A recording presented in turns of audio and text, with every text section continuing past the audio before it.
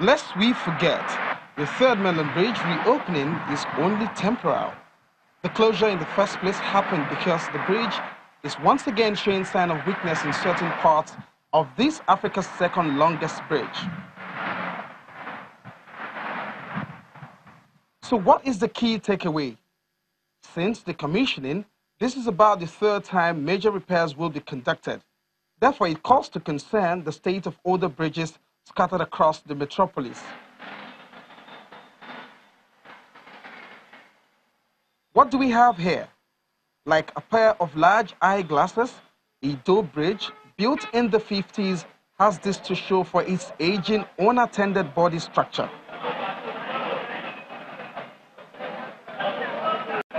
Like some of its counterparts, the long neglect meant just anything can happen around here. Vegetation's growing, exposed railings, and wait for this, a public urinary grafted to the ribs. It's no man's property, perhaps, reason you can also find lock-up shops and warehouses fused right under the bridge.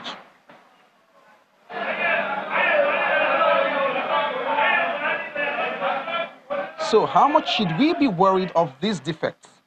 That bridge, the part that is broken is even pedestrian bridge. The beams, it has transverse and longitudinal beams, which are still in order.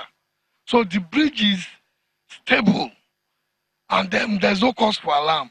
Apart from abuses, what is broken is just for aesthetics, and it's just reinforced wall, because the beam is also hollow, and it's the walls covering the hollow that is broken, so there's no cause for alarm.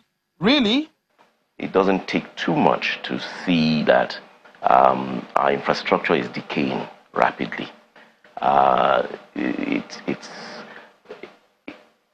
Maybe you have to accept, we have to all accept that it's always a matter of time anyway. So one of the things we really do need to do is not to always believe that just because something is standing, or just because it's still manageable, that it therefore means don't pay any attention to it until you need to.